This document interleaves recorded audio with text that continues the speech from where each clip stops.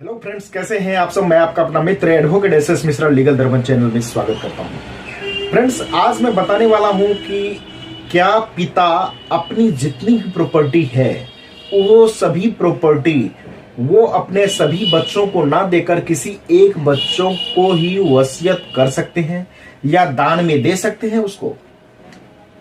क्या ये चीज संभव है? तो इसी के बारे में आज मैं बताऊंगा। तो इसे जानने के लिए वीडियो को लास्ट तक देखें और वीडियो देखने के बाद अच्छा लगे तो चैनल को ज्यादा से ज्यादा सब्सक्राइब, लाइक और शेयर कीजिएगा। तो आइए फ्रेंड्स जानते हैं। फ्रेंड्स, प्रॉपर्टी का मामला बहुत देखने को मिलता है। ज्यादातर डिस्प्यूट जो है आजकल कोर्ट कचहरी में प्रॉपर्टी का ही रहता है या फिर फैमिली मैटर्स होते हैं। दो ही मैटर ज्यादातर देखने को मिलता है। प्रॉपर्टी के मामले ऐसे होते हैं जिसमें आदमी सामने वाले को मारने पे भी उतर जाते हैं और कई बार ऐसा देखा गया है कि एक दूसरे को जान भी ले लेते हैं, एक दूसरे के साथ जान का भी वार हो जाता है, जान भी एक दूसरों का ले लिया जाता है। प्रॉपर्टी वहीं का वहीं रह जाता है लेकिन व्यक्ति चले जाते हैं। इस स्थिति में जो होता है वो है कि पिता अपनी प्रॉपर्टी का बंटवारा सभी बच्चों को ना देकर एक बच्चों को ही दान में कभी कभार देखते हैं कि दे देते हैं या फिर वो उसको वसीयत कर देते हैं।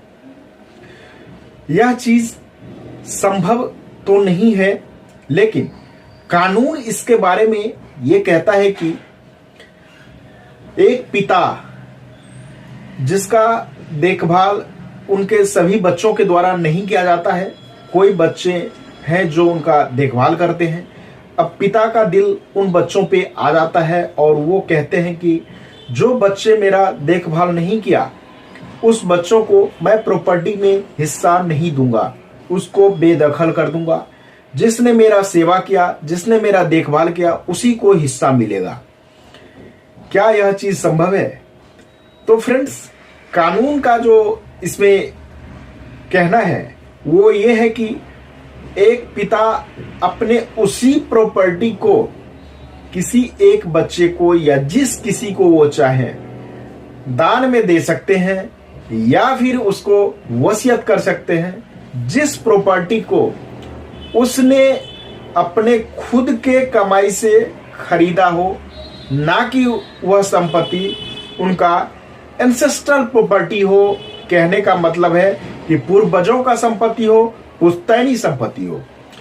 यदि उनका पुश्तैनी संपत्ति है, पूर्वजों के द्वारा दिया गया संपत्ति है, तो पिता कभी भी उस प्रॉपर्टी को किसी एक बच्चे को या किसी अन्य व्यक्ति को देने का हकदार नहीं होते हैं। वह उस प्रॉपर्टी का वसीयत नहीं कर सकते हैं। उस प्रॉपर्टी को किसी एक ही बच्चों को या किसी अन्य व्यक्ति को दान में नहीं दे सकते हैं। यदि पिता को एक ही बच्चे को प्रॉपर्टी देना है या फिर वह प्रॉपर्टी किसी अन्य व्यक्ति को ही देना है, तो वो सिर्फ और सिर्फ अपने कमाई से लिया गया प्रॉपर्टी ही किसी को भी दे सकते हैं, चाहे वो वसीयत के थ्रू दें या सेल डीड के थ्रू दें या फिर गिफ्ट डीड के थ्रू दें या जिस किसी भी मोड से दें, जिस किसी भी तरीके से दें। सिर्फ अपने कमाई से लिया गया संपत्ति जो है उस संपत्ति को ही वो दे सकते हैं।